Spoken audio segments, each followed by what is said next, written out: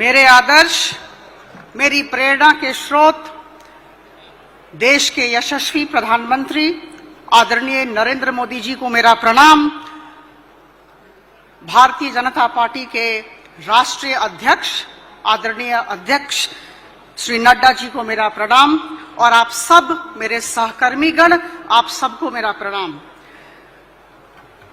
नकारात्मकता, भ्रष्टाचार और संकीर्णता के दलदल में फंसा हुआ विपक्ष धीरे धीरे टूटता बिखरता जा रहा है।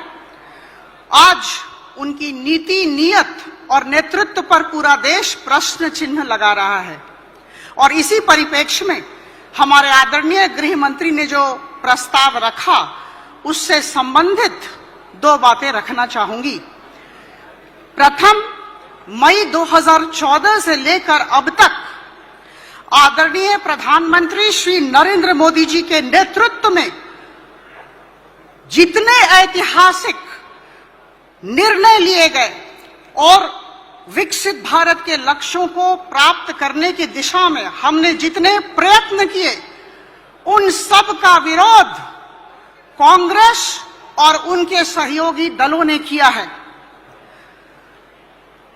मैं लोकसभा सांसद हूं और मैंने देखा है कि संसद चलाने में विपक्ष द्वारा बार बार मर्यादा विहीन तरीके से अवरोध पैदा करने की कोशिश की गई है और सिर्फ संसद के काम में अवरोध उत्पन्न नहीं किया गया, बल्कि संवैधानिक पीठ, जिसे हम कॉन्स्टिट्यूशनल पोस्ट कहते हैं, कॉन्स्टिट्यूशनल पोस्ट पर बैठे हुए सर्वोच्च व्यक्तियों का मजाक उड़ाया गया, बार बार मजाक उड़ाया गया।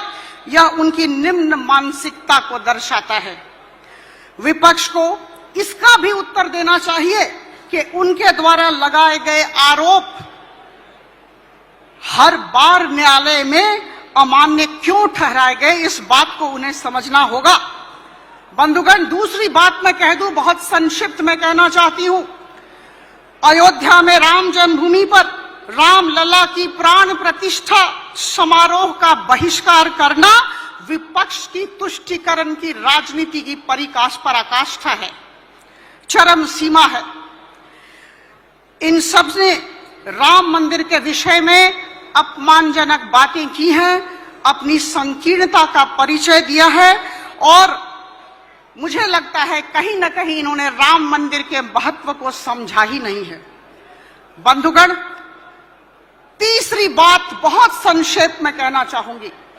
श्री नरेंद्र मोदी जी की सरकार ने भ्रष्टाचार के खिलाफ जीरो टॉलरेंस की नीति का अवलंबन किया है, हम सबको ज्ञात है।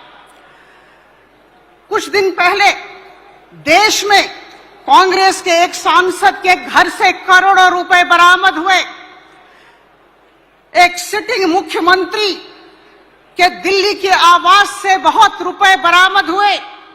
दिल्ली में शराब घोटाले का खुलासा हुआ और छत्तीसगढ़ में महादेव ऐप के घोटाले ने पूरे देश को अचंभित कर दिया।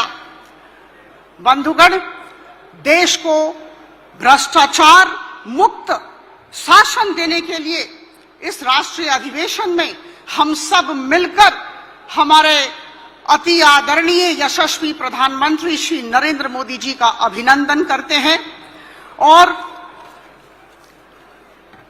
मैं निश्चित तौर पर कहना चाहूंगी कि सेवा, सुशासन और गरीब कल्याण की दिशा में जिस तरह के काम हुए हैं और हो रहे हैं, हम सब गर्व करते हैं कि आदरणीय प्रधानमंत्री जी के नेतृत्व में हम सब इस सबसे बड़े दल के कार्यकर्ता के तौर पर काम कर रहे हैं। यह हम सब का सौभाग्य है।